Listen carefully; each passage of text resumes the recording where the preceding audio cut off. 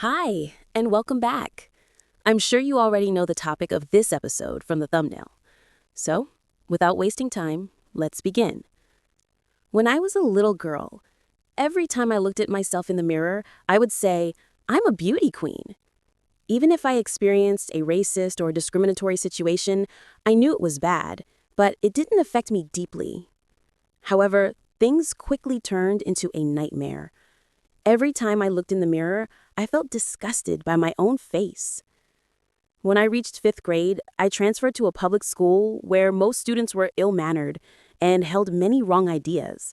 I suffered a lot, to the point where I would slap my own cheeks with my hands. I would isolate myself somewhere, cry until my tears dried on my face, and fall asleep. I felt like my heart was burning. I would ask myself, why was I created like this? It was truly awful. No one ever asked me what was wrong or tried to understand me. I literally began to hate my face, my skin, my hair, my smile, everything. After 2 years, I entered middle school. By then, I was convinced I was ugly, but I still tried to appear neat and stylish and failed every time. My self-image changed constantly, and during this stage, my personality grew weaker and more fragile. On top of that, I was suffering from harsh living conditions, social problems, and family issues. I was a broken girl searching for hope. I won't deny there were some beautiful moments, days, and hours in my life. They were what kept me going. But the pain and suffering I carried were heavy. Those years passed, and I became a high school student. The stage I imagined as a child would be full of energy and color. I used to imagine myself wearing whatever I wanted, with pink or multicolored hair, surrounded by friends, with my mom waiting for me in her car, and living in a big house with money. But reality was very different.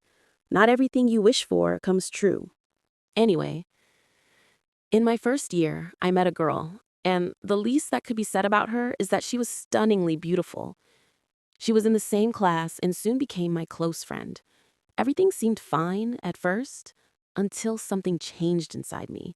A feeling of jealousy and envy. Everyone liked her and treated her kindly. Every person who saw her would be captivated by her beauty, while she remained indifferent. But I wasn't. I could see admiration for her in everyone's eyes. Many wanted to date her, but she refused. And I was that ugly monster who guarded the beautiful girl. I eventually became convinced that God created me and others like me just to show beautiful people what ugliness looks like. So I started dressing in worn-out, shabby clothes because I thought I didn't deserve to look elegant. Elegance was for the beautiful. I was second class. No matter how much I tried to look good, I always looked pitiful in my own eyes. I became a prisoner of the toxic, ignorant, and rude people around me. What made it worse was that all this happened at an age when my social immunity was still developing, like a virus attacking a weak cell. That year ended, and summer vacation came, and something very different happened. Suddenly, I decided to change everything. I decided to become the girl I always wanted to be, even more. That strong, confident version of myself that existed only in my mind. I sat alone, took a mirror, looked at myself, and said, enough. What's wrong with you? I've exhausted you with hatred, violence, and guilt. But I can't help it. I'm not okay. I'm sorry. I don't want this. Where do I start? Then I took a paper and a pen and wrote down every question, every thought that made me weak, and every reason I had lost myself. I dove deep inside my soul, searching for the cause of all this pain, for every factor that had destroyed my self-worth. Then I began searching for answers.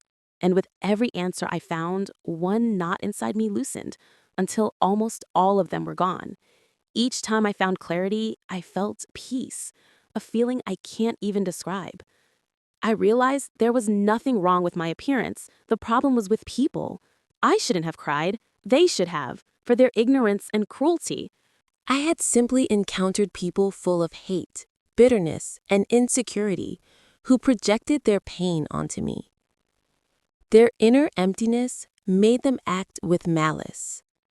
The girls who bullied me in class, did so because I was the teacher's favorite, hardworking and quiet, the opposite of them. Even people in my surroundings mocked me because I studied and they didn't, because they were uneducated and narrow-minded. Ignorance, lack of awareness, bad manners, psychological issues, envy, and hate, all of this makes people harm themselves and others. And because I wasn't aware of myself back then, I allowed them to destroy my personality. We both hurt me, them and myself. The only true victim here was me, the same self that stayed with me through everything. Even when I scolded her, punished her, and hated her, she stayed when everyone else left. That same self endured the harshness of life, while I, a very poor girl, struggled to find a place in this world until the day I leave it. I learned that there's nothing wrong with being different.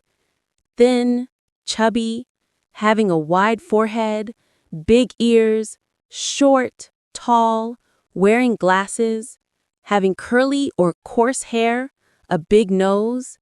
Whatever it is, that's how you were created. It's in your genes. Accept it first. And if you ever want to change something, do it, but in moderation. Too much of anything turns against you. And know this, anyone who makes something natural about you seem like a flaw is sick and foolish, because we didn't create ourselves. How can I tell you this? Even my subconscious now refuses to believe I'm ugly. I tried to bring back that old belief, but it wouldn't listen. Imagine that. Yes, I know there are incredibly beautiful girls out there, and that's fine. No matter how much people favor them over me, I'll still love myself and put myself first. I won't deny their beauty, or that they may seem superior in people's eyes. But my eyes come before theirs. I don't want to make this too long. In the next video, part 2, we'll talk about how to face bullying and racist situations.